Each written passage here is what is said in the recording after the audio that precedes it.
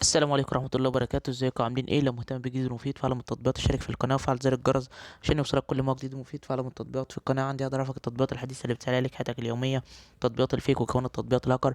النهارده ان شاء الله شرح تطبيق جديد هو اسمه جيت يور جياد. التطبيق ده مساحته 35 ميجا، حمله اكتر من 10 مليون شخص. التطبيق ده تطبيق خاص بالسفر. تقدر من خلال التطبيق ده ان انت لو مسافر اي مكان اي دولة، حابب ان انت تقضي اجازة، تقضي ويك اند، تقضي شهر العسل، هاني مول، اي حاجه من الحاجات دي، مسافر مع اصحابك، مسافر مع اسرتك، مسافر مع عيلتك، حابب ان انت تروح دوله اول مره تروحها وحابب تتعرف على الاماكن اللي فيها. التطبيق ده هيساعدك ان انت لما تروح الدولة يقدر يعرفك على الاماكن السياحية اللي انت ممكن تقدر تزورها، يقدر يعرفك على الاماكن المطاعم، الاماكن البازارات، اماكن اللي فيها المتاحف، المعارض، الابراج المشهورة، مثلا زي برج القاهرة في مصر، زي برج ايفل في فرنسا، زي برج بيزا المايل في الهند. زي الحاجات دي كلها بيقدر التطبيق ده ان هو يعرفها لك. بيقدر كمان يعرفك الطرق ازاي تروحها، ويقدر يخطط لك للرحلة بتاعتك في الدولة اللي انت فيها. يعني يقدر يقول لك مثلا اليوم ده هنروح فيه مدينة كذا، فيها اماكن سياحية ومتاحف ومطاعم.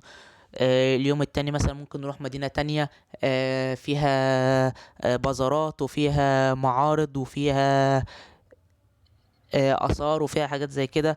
اليوم التالت مش عارف هنروح فيه فين، وهكذا. يعني هو بينظم لك الرحلة بتاعتك على حسب الدولة اللي انت رايحها، ويعرفك كل الأماكن اللي فيها، ويعرفك ازاي تقدر تروح الأماكن دي. بيساعدك التطبيق على الحاجات دي كلها. ده كده الغرض من التطبيق، وده فايدة التطبيق. مشكلة التطبيق ان هو بيتضمن اعلانات وبيطلب منك الاشتراك، بالاضافة لان التطبيق بيكون باللغة الانجليزية ومفهوش لغة عربية. بس كمجمل التطبيق هو تطبيق كويس، والتقييم بتاعه العام واخد 4 نجوم، 4 نجوم ونص، فالتقييم العام بتاعه كويس. ده كده الغرض من التطبيق وفايدة التطبيق. لو عجبك شرح التطبيق يا ريت تدوس لايك للفيديو. لو عايز شرح التطبيق معين يا ريت تسيب لي في كومنت. لو شفت ميزة او عيب للتطبيق في اي تحديث من التحديثات القادمة اكتبها في تعليقات الفيديو. بمناسبة لو شفت ميزة وعيب اكتبها في تعليقات الفيديو. دايما تنويه بالنوع عليه في اخر كل فيديو، علشان لو اي حد شاهد الفيديو حمل التطبيق ولقى في حاجة مختلفة عن اللي احنا قلناها سواء ميزة او عيب، عشان اي تحديث حصل للتطبيق يكتبها في التعليقات.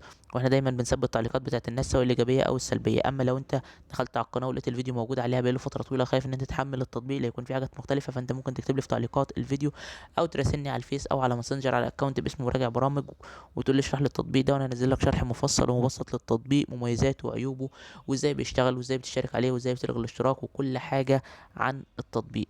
الكلام ده بنقوله ليه؟ بنقوله عشان في بعض الناس بتشاهد الفيديو وتحمل التطبيق، وبالذات الفيديوهات اللي بتكون موجوده على القناه بقالها فتره طويله، بقالها 10 شهور، بقالها سنه، اكتر من سنه، وبعد ما تحمله تقول لك احنا لقينا حاجات مختلفه عن اللي انت قايلها في الفيديو. طب ببساطه لان وقت شرح التطبيق ما كانتش الحاجات دي موجوده، علشان خلال الفتره دي تم التحديثات دي ممكن تكون غيرت من معالم التطبيق كلها.